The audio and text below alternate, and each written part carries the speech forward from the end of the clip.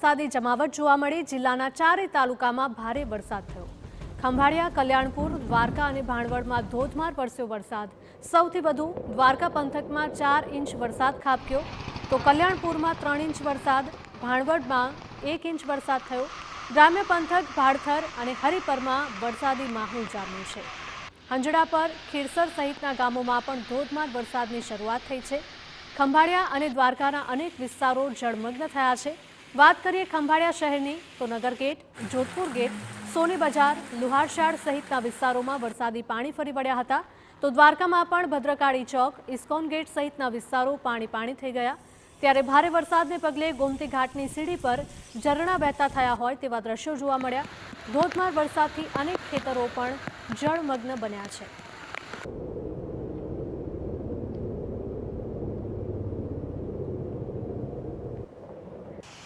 દેવભૂમિ દ્વારકામાં ધોધમાર વરસાદને પગલે હાલાકીના દ્રશ્યો પણ સામે આવી રહ્યા છે। ભદ્રકાળી ચોક સહિતના વિસ્તારોમાં જળબંબાકારની સ્થિતિ સર્જાઈ છે। દ્વારકાના દીપ હોસ્પિટલ પાસે એક કાર ખાડામાં ખાબકી હતી।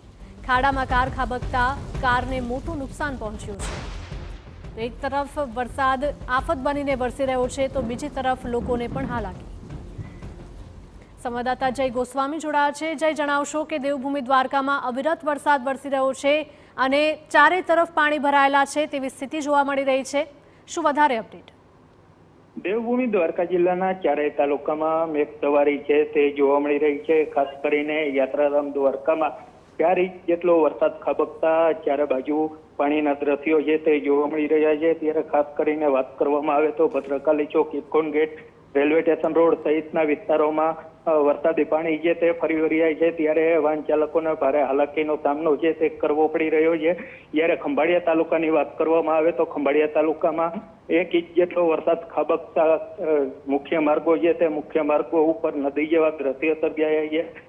ખંભાળિયાના સોની બજાર, લુહારશાળ સહિતના જે વિસ્તારો છે તે વિસ્તારોમાં નદી જેવા દ્રશ્યો હાલ જોવા મળી રહ્યા છે।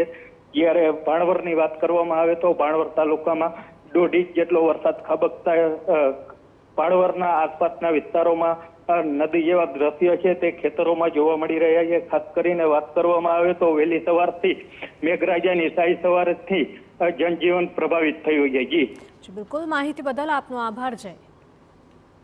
દેવભૂમિ દ્વારકાથી આ દ્રશ્યો સામે આવી રહ્યા છે કે જ્યાં અવિરત વરસાદને કારણે ચારે તરફ પાણી ભરાયેલા હોય તેવા દ્રશ્યો, જેના કારણે વાહન ચાલકો પણ હેરાન પરેશાન થયા હતા।